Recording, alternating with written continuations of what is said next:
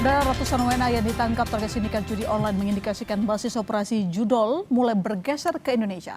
Pakar keamanan cyber memperingatkan penegak hukum untuk telusuri aktor utama hingga aset kripto pelaku.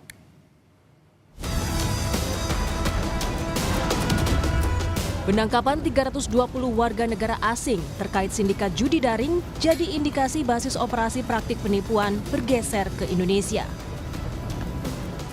Polri mengonfirmasi hal ini saat konferensi pers Sabtu lalu. Polri bilang, pergeseran operasional penipuan daring ini akibat basis sebelumnya di kawasan Indo-Cina sudah banyak ditertibkan. Daerah Indo-Cina, khususnya Myanmar, Kamboja, Laos, Vietnam, yang selama ini menjadi basis-basis dari perekrutan dan aktivitas tindak pidana daring yang sasaran korbannya transnasional, sasaran korbannya selalu warga negara asing. Setelah ditertibkan mulai terjadi pergeseran ke Indonesia dan itu tentunya sudah kami antisipasi dan kami prediksi. Kamis lalu, polisi membongkar markas judi online Judol tersebut di sebuah gedung di Jalan Hayam Wuruk, Jakarta Barat. 321 orang ditangkap, diantaranya adalah 228 warga negara Vietnam, 57 warga negara Tiongkok, dan sisanya berasal dari Myanmar, Laos, Thailand, Malaysia, Kamboja, dan seorang warga negara Indonesia. Dari 321 orang itu, 275 WNA diantaranya telah ditetapkan sebagai tersangka. Kini, Polri tengah memburu sponsor para pelaku. Kami akan melakukan koordinasi dengan instansi terkait untuk melakukan penelusuran, baik itu aliran dana maupun sponsor daripada mereka atau para pelaku yang mendatangkan ke sini, termasuk melakukan penelusuran terhadap siapa yang menyewa, sponsor, dan yang menyediakan sarana dan prasarana bagi para pelaku. Pakar keamanan siber sekaligus Direktur Eksekutif Communication and Information System Security Research Center, SISREC, Pratama Persada mengingatkan pemerintah agar Indonesia tak jadi surga selanjutnya untuk praktik kejahatan transnasional ini. Sebenarnya yang perlu diperdalam itu nanti adalah pemodalnya siapa, seperti tadi Pak Usman bilang, pemilik platformnya siapa, kemudian penyedia rekeningnya siapa, penyedia kriptonya siapa, karena pasti ujung-ujungnya nanti akan dilempar ke kripto nih gitu. Kemudian masalah sponsor visa dan lain-lain gitu. Karena ini modusnya ini semakin lama akan semakin canggih Mbak gitu. Nah, ini jangan sampai nih Indonesia jadi safe haven-nya untuk operasi judi online Asia Tenggara nih gitu. Kini, polisi menahan para tersangka di rumah tahanan Barreskrim Polri. Kasus penipuan judi daring ini sekaligus lagi jadi alarm keras bagi penegak hukum untuk meningkatkan sistem keamanan dan pengawasan pintu masuk Indonesia. Tim Liputan, Kompas TV.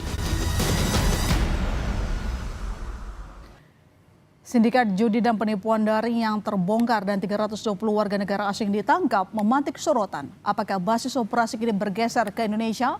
Bagaimana mencegah kasus serupa kian marak tidak terulang kembali? Kita bahas bersama Komisioner Kompolnas Yusuf Warshim dan pengamat keamanan cyber Vaksinkom Alphonse Tanujaya. Selamat sore Mas Yusuf, selamat sore Mas Alphonse. Selamat sore. Oke, pertama kita mengapresiasi Polri telah mengungkap sindikat ini. Tapi pertanyaan berikutnya adalah bagaimana menangkap aktor utamanya? Siapa sponsornya? Ya, terima kasih. Tentu kita apresiasi ini yang ditangkap kan ratusan. Dan tentu ini operasinya sangat besar gitu. Operasi sangat besar itu tentu bukan dadakan ya. Pasti sesuai dengan yang kita pantau diawali oleh adanya laporan informasi, adanya kegiatan penyelidikan, termasuk juga informasi yang ada di media sosial dilakukan pemantauan. Nah, kalau sehingga saat ini yang kita dapatkan informasi awal itu apakah akan melakukan pengusutan kepada pelaku utama, tentu itu tidak bisa dipungkiri. Semuanya itu kan didasarkan pada proses penyidikan yang sudah berjalan pada pelaku-pelaku yang saat ini sudah tertangkap tangan berdasarkan barang bukti yang ada itu dulu. Nah, selanjutnya menurut hemat kami ya pendidikan digital ini tentu yang menjadi prioritas utama. Jangan sampai itu luput. Yang kedua terkait dengan transaksi keuangan. Nah, itu tentu yang ketiga berkoordinasi kan, dengan berkoordinasi dengan instansi terkait. Jadi intinya apa yang ditanyakan itu masih dari substansi materi untuk pengembangan penyidikan. Kita tentu mendorong tahapan-tahapan yang perlu dilakukan prioritas yang pasti menurut hemat kami sekali lagi digital forensik ini sangat penting untuk diutamakan. Itu tidak boleh luput. Nanti saya lanjutkan ke Anda terutama soal kemana aliran dana yang katanya juga kerjasama dengan PPTK untuk mengetahui uangnya terbang kemana. Saya ke Mas Alfons. Mas Alfons, dengan penangkapan ratusan WNA kemarin, ini menunjukkan Indonesia bukan lagi pasar, tapi jadi markas judi online. Menurut Anda, kenapa mereka berani dan bebas praktik membuka operator judi online di Indonesia? Ada positifnya, kita ini nggak selalu negatif. Positifnya adalah koneksi internet Indonesia di beberapa lokasi di mana pelaku penipuan dan judi online ini terungkap sudah memenuhi syarat untuk melakukan kejahatan judi online. Itu positif. Artinya ini 321 orang terkoneksi ke internet, tiap orang 110 mega. Itu artinya 3,2 giga 24 jam sepanjang hari. Itu bisa. Artinya itu butuh infrastruktur yang baik.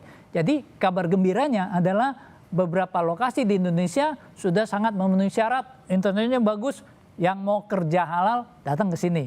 Tetapi negatifnya itu disalahgunakan untuk kegiatan yang melanggar hukum. Nah, sebenarnya kalau kita lihat dari 321 orang ini, mereka semuanya itu warga negara asing. Kalau kita lihat dari polanya, sebenarnya yang begitu yang disasar itu negara bukan Indonesia korbannya. Kenapa?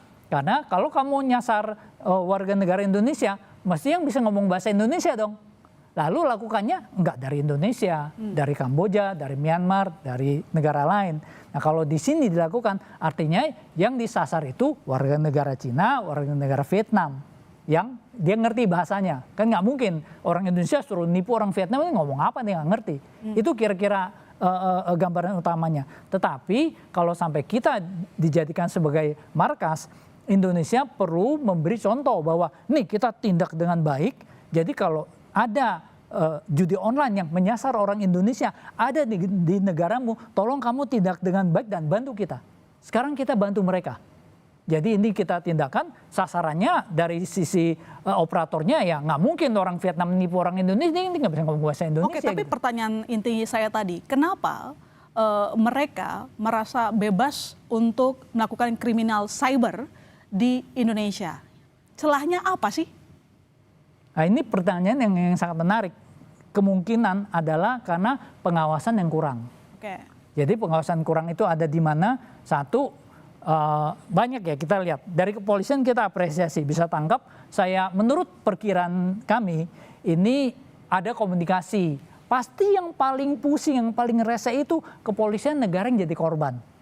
Mereka pasti ucuk-ucuk lewat Interpol atau apa, komunikasi ke kepolisian sini bisa mengidentifikasi dan menangkap basah, itu prestasi yang luar biasa. Okay. Yang kedua, imigrasi. Kita perlu pertanyakan, kok 321 orang ini bisa masuk lalu rata-rata overstay dan nggak terdeteksi. Jadi ya kita nggak perlu nunjuk siapa salah siapa benar. Belajarlah dari hal ini. Jadi cobalah identifikasi kalau orang udah masuk, udah overstay, rata-rata dari Indochina. Oke. Itu polanya akan sama. Rata-rata dari Indochina. Kalau untuk yang penipuan judi online ini. Dan imigrasi tinggal bikinlah satu aplikasi atau satu program yang simple yang dari Indochina. Kalau udah overstay ngumpul di mana, lu cari. Gimana cara carinya? Nah, sekarang semua orang pegang handphone kok. masuk pakai HP, apakah dia pakai roaming atau pakai eSIM. Identifikasi MAC address-nya atau apa, kerjasama dengan provider, ketahuan. Oh, ngumpul semua di Hamuruk. Sebelum ditangkap juga udah ketahuan. Jadi, itu kan bisa membantu. Kerjasama dengan provider harusnya begitu ya. Lalu kemudian penegak hukumnya begitu. Mas Yusuf, pertanyaannya begini. Kemarin disampaikan untuk mengetahui kemana uang ini terbang, ya kan, ke siapa saja uangnya, lewat rekening apa, maka kepolisian menggandeng PPATK. Apakah ini termasuk juga aliran dana dengan perbankan, OJK juga digandeng, bagaimana nanti prosesnya? Supaya kita tahu nih, uang ini lari kemana, siapa tahu utamanya? Iya, kalau untuk penelusuran terkait dengan fakta-fakta transaksi keuangan, tentu sudah memang harusnya berkoordinasi dengan PPATK. Ya. Nah, cuman kan bisa saja ini kan terkait dengan teknik ya. Teknik ini kan wilayahnya ada pada kewenangan penyidik. Nah, artinya keperluan untuk pengungkapan fakta-fakta transaksi keuangan itu sekali lagi dipastikan itu pasti berkoordinasi dengan PPATK. Oke. Apalagi kalau sudah masuk tahap ke penyidikan. Nah, sementara ini masih dalam perlu klarifikasi lanjutan sesuai dengan rilis yang tanggal 9 Mei itu kan di antara ratusan itu sudah ada yang ditetapkan sebagai tersangka. Nah, ini berarti tahapannya sudah pada penyidikan. Tapi sekali lagi terkait dengan transaksi keuangan ini memang yang bisa memberikan informasi kan PPATK.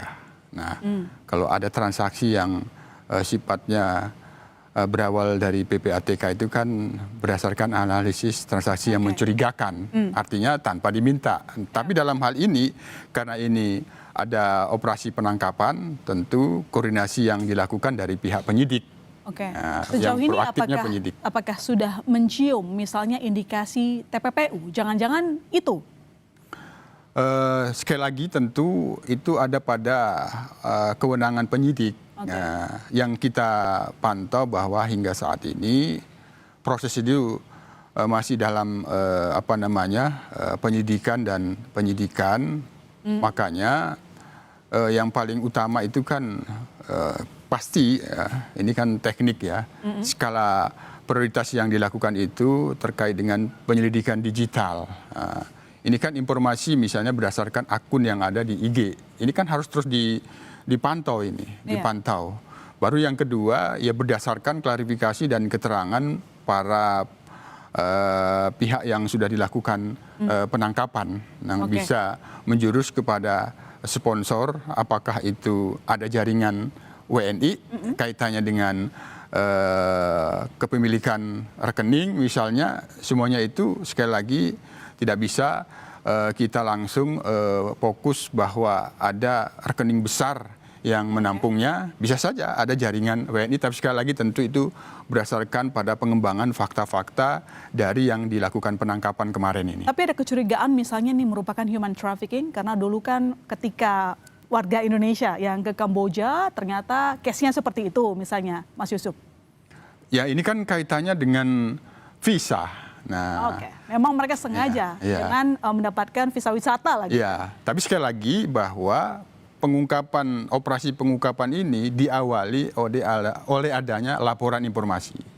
Termasuk juga ada informasi yang di-browsing melalui internet, melalui proses penyelidikan gitu. Tentu faktor apakah ada kesengajaan atau kelalaian itu di luar kewenangan pihak kepolisian. Hanya dalam kasus ini kami sebagai pengawas fungsional kinerja Polri tentu mengingatkan bahwa Polri juga punya peran di dalam pengawasan orang asing. Oke, baik, saya ke Mas Alphonse. Kita coba lihat data tahun lalu, setidaknya sampai November. Saya perlu update kalau sampai akhir tahun begitu ada lebih dari 2 juta situs judi online yang ditutup oleh Komdigi. Nah, masalahnya adalah ditutup 1, nanti muncul lagi 1, bahkan mungkin lebih banyak lagi. Ini bagaimana kita mengendalikan ini? Bisa nggak sih sebenarnya kita memutus penerbitan atau mungkin terciptanya situs-situs judi online baru? Apa yang perlu dilakukan oleh Komdigi? Kalau kita andalkan blokir itu, ibaratnya kita melakukan hal yang sama berulang-ulang, mengharapkan hasil yang berbeda. Saya nggak bilang bodoh, tapi kurang pintar. Jadi mudah sekali caranya. Orang judi online itu kan butuh pemain. Dia pasti pasang iklan, kirim SMS segala macam. Ya simple saja, follow the ad. Kalau ada iklannya, diklik iklannya, dapat nomor telepon. Lalu hubungi, mau main, oh dikasih, ini nomor rekeningnya, dapat nomor rekening. Sesudah itu setor buat tim, ya kan? Lalu dikasih, ini servernya, yang diblok itu server itu. Lalu nomor rekeningnya kasih ke PPATK, kasih ke kepolisian. Siapa yang buka rekening ini? Pakai KTP asli atau palsu? Kalau pakai KTP asli, yang punya KTP diproses. Kalau pakai KTP palsu, banknya diproses. Kenapa KTP palsu bisa kamu buka rekening? Lalu yang tadi dapat nomornya, koordinasi dengan provider. Ini siapa orangnya, datang dikembangkan. Jadi sebenarnya nggak perlu blokir-blokir itu, ikuti saja. Ada iklan ikuti. Itu akan langsung dapat ke sumbernya. Itu tidak sulit. Kalau kita hitung mungkin dari tahun 2017 itu disampaikan mungkin deposit dari judi online itu mencapai lebih dari 1.000 triliun rupiah. Jadi menurut Anda dengan kasus yang berulang setiap tahun yang kita lihat dengan paparan dari PPATK, pihak kepolisian, apakah menurut Anda semua lini pemerintah saat ini sudah serius untuk memusnahkan judi online di Indonesia? Nanti dijawab. Kami kembali saudara, tetap di Sapa Indonesia Malam.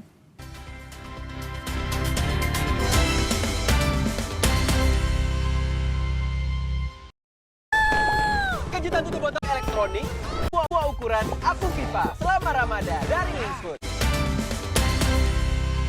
Mas Alphonse, ribuan triliun diprediksikan perputaran judi online. Setiap tahun kita diributkan dengan hal yang sama terus. Jadi menurut Anda, apakah pemerintah semua lapisannya begitu termasuk di bagian IT sudah serius untuk memberantas judi online? Dulu kita jadi pasar, sekarang kita jadi markas. Judi online ini kalau di film Marvel ya, itu kayak Thanos. Kalau kamu lawan pakai polisi kayak Hulk. Komdigi kayak Thor, punya palu, blokir. Kalau lawan sendirian nggak bakal menang. Hulk lawan Thanos nggak bakal ini. Lalu harus semuanya dikeroyok. Jadi dari Komdigi, PPATK, OJK, kepolisian, Departemen Luar Negeri, BSSN, mereka harus bersatu. Kita kemarin minta ada satgas. Dan ini adalah maraton, bukan lari jarak pendek atau jarak menengah. Kamu bisa menangkap satu bandarnya, ya kan? Lalu dia akan muncul lagi. Kenapa? Karena the demand is there gitu loh. Selalu ada dan keuntungan besar selalu ada. Itu yang perlu kita sadari. Jadi nggak cuma Satgas sudah selesai nangkep satu, sudah selesai. Ini selalu akan ada. Sekarang hari ini Malaysia juga pusing. Padahal Malaysia sudah melegalisasi judi offline. Ada di Genting. Tapi judi online mereka sasarannya marketnya middle low. Itu yang bisa merusak masyarakat. Nah ada hal yang menarik yang saya ingin informasikan. Dengan penangkapan ini saya sangat apresiasi, sangat menarik. Ada harta karun forensik yang bisa dimanfaatkan asalkan pihak kepolisian men-treat crime scene-nya dengan benar. Bagaimana memanfaatkan harta karun itu supaya kita bisa menangkap tokoh utamanya sehingga praktik judi online setidaknya ya nggak semasif sekarang, berkurang lah. 321 komputer itu dan server itu menyimpan sidik jari forensik. Jangan sampai dikacaukan, minta ahli forensik untuk mengidentifikasi, itu banyak yang bisa didapat. Satu, dapat server sebenarnya IP-nya ada di mana. Yang kedua, bisa dapat pemainnya siapa aja kalau database-nya berhasil dibobol. Itu pasti bisa dibobol. Operator tangkap, buka database-nya. Yang ketiga, kalau ada uangnya yang tadi ya kan, kripto atau apa, di komputer itu diaksesnya, tinggal dibuka, diambil uangnya gitu. Lalu banyak data-data lain, apakah itu servernya, pengelola siapa, itu tolonglah, itu 321 komputer sangat berharga dan beberapa server yang ada di sana itu menyimpan informasi sangat berharga. Nah, jadi itu Mas Yusuf, komitmen dari pihak kepolisian memanfaatkan harta karun yang disebutkan tadi untuk kita ketahui siapa tokoh utamanya, siapa sponsornya. Ya, ini kan soal pemberantasan judi online ini sebenarnya sudah menjadi komitmen negara, komitmen presiden juga kan dalam Astra Cita kan salah satunya. Nah, Polri sendiri kan perannya adalah penegakan hukum. Nah, penegakan hukum. Oleh karena itu, melihat dari operasi pengungkapan kasus ini, kami kira ini satu upaya yang sangat prestisius karena dari kronologi awal Mei laporan informasi langsung bisa dalam waktu 1 minggu lebih dilakukan penggerebekan, itu artinya sudah cukup kuat yang dilakukan pemantauan selama ini. Nah, hanya memang sekali lagi tantangan paling mendasar di dalam pengungkapan kasus penipuan online, judi online yang itu kaitannya dengan adanya transaksi keuangan, itu tantangan besarnya. Mengungkap transaksi keuangan sehingga akan menjurus siapa sponsor dan backingnya. Ini soal siapa sponsor ini paling utama sebenarnya yang harus bisa diungkap sponsor keuangannya. Nah, ini menjadi tantangan. Ini yang kita dorong, tidak hanya selesai sampai di sini, tapi bagaimana transaksi keuangan itu memang tidak mudah. Ya, concernnya pemerintah untuk memberantas judi online tampaknya itu gagah di depan layar, Mas Yusuf. Dulu 2024 sudah ada Satgas Judi Online. Nyatanya sekarang ternyata judi online itu kok sangat sulit begitu untuk diberantas. Nah, apakah kita perlu menciptakan sebuah sistem baru yang lebih ketat? Misalnya, maaf kita harus bertanya begitu, ini kan rekeningnya pasti besar jumlahnya. Kok bisa mereka lolos punya rekening tersebut tanpa terdeteksi dari perbankan? Ya tentu sifat penegakan hukum yang dilakukan oleh kepolisian itu terkait dengan judi online. Pertama kan pemantauan, yang itu apabila hasil pemantauan merekomendasikan adanya situs-situs yang harus dilakukan blokir, kan kewenangan pemblokiran itu ada di instansi lain.